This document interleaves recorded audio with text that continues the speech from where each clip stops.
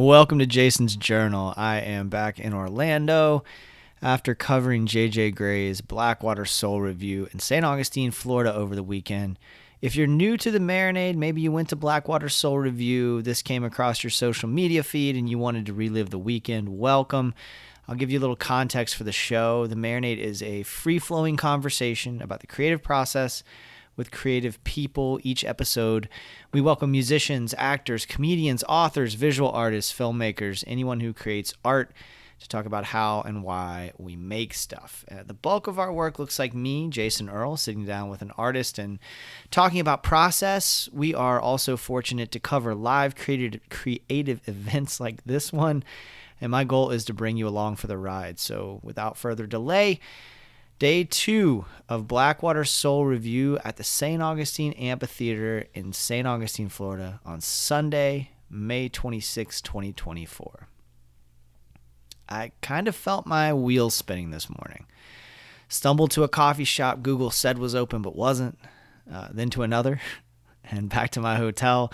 I get in my car to drive a little further afield when I noticed the second coffee shop is now opening. It's still pretty early, like 8:30, and such is just the way that my 43-year-old body deals with things. And I don't blame this girl for opening up late. She's probably making shit money in the heat. It's so fucking hot right now.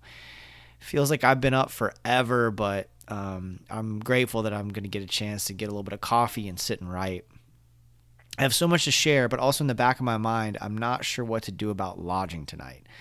As an aside, I despise paying for lodging. You spend all this money and you have to check out by 11. While you're on vacation, I prefer to camp when possible. As long as I can get a shower and brush my teeth comfortably, I'm good.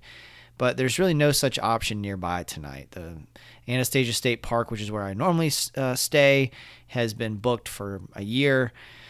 Thankfully, one of my best friend's childhood home is currently vacant and for sale, and it's on the Intercoastal.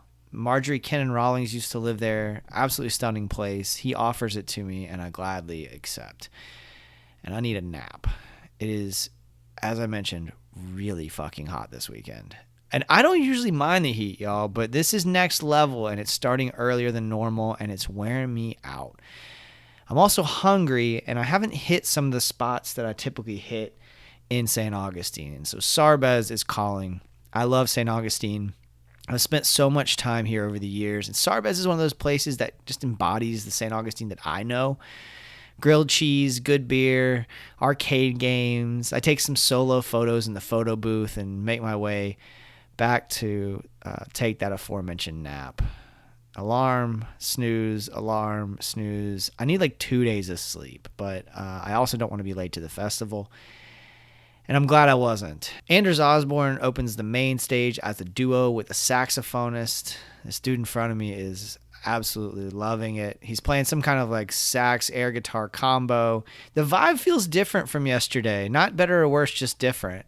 Lots of Grateful Dead shirts and tattoos, which makes sense for reasons we'll get into. G Love follows Anders Osborne. I had the great pleasure of chatting with G for episode asterisk 51 of the Marinade. I've been listening to his music since I was a teenager in the 90s. But I've only seen G live once prior, and that was in 2013 at the Freebird Live in Jacksonville Beach. This is him and a drummer and an upright bass.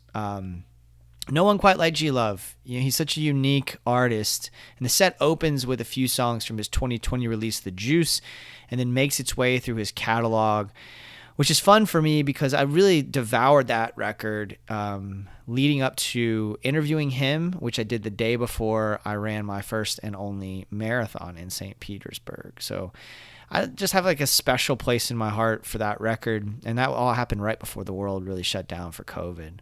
He brings out Devin Allman and Dwayne Betts of the Allman Betts Band. I notice a cop who looks like a transformer to my left.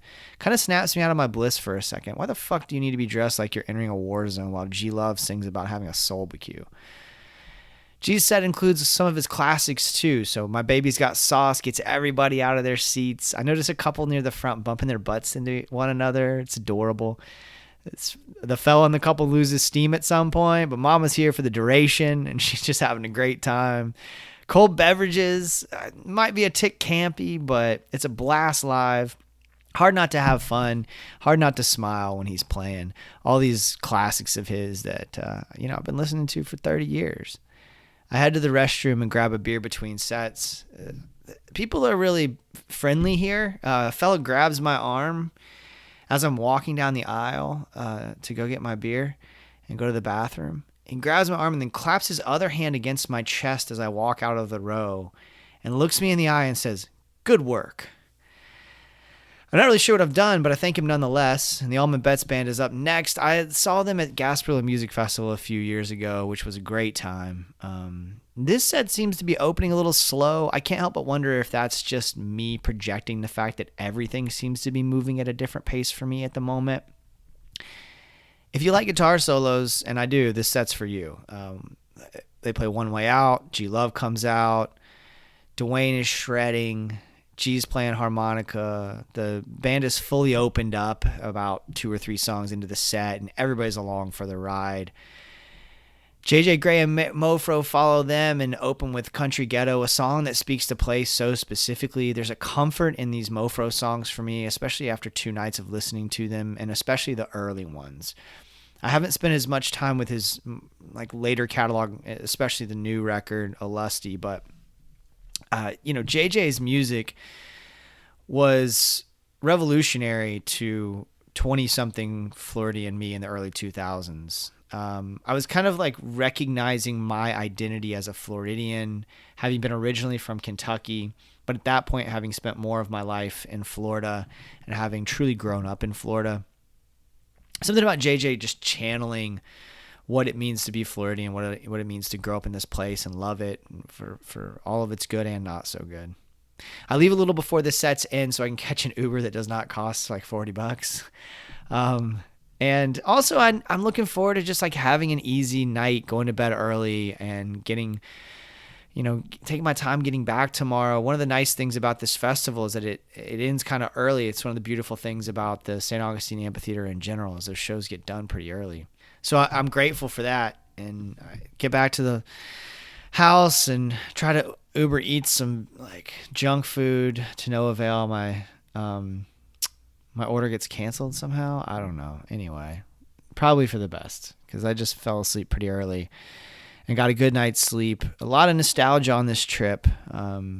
Really thankful for the opportunity to cover it. Thank you to everybody at Blackwater Soul Revue. Thank you to Alicia Pollock for having me along for the ride. Make sure you follow Alicia on socials so you don't miss gorgeous photos from this weekend that she took. She just crushed it all weekend, and there's more to come from her and from me in terms of covering this, so stay tuned for that. Follow all the Marinade on all the socials so you don't miss any more coverage as well. Make sure to subscribe on your podcast app, y'all. If you're new and you enjoyed this recap, so a lot of the artists that played this weekend were our guests on the Marinade. I've had Ben Nichols from Lucero on. BJ Barham's been a guest twice. We've been really for G Love, as I mentioned. So we're working on getting Dwayne Betts on the show. Dwayne's agreed to be on the show. We're just trying to do the timing of that. So if you were there this weekend, you probably dig the Marinade. So make sure you follow us. Make sure that you tell a friend about the show. If you really like what we're doing and can swing it, please consider joining our Patreon community for just a few bucks a month, y'all. $2 a month. You can gain access to Patreon exclusive content like our show, What We're Getting Down On, where my dear friend Peter Haraldson and I get together once a month and talk about the art that has us inspired at the moment. Above all, we're just so grateful that you listen. And until next time, go out and create something. Cheers, y'all.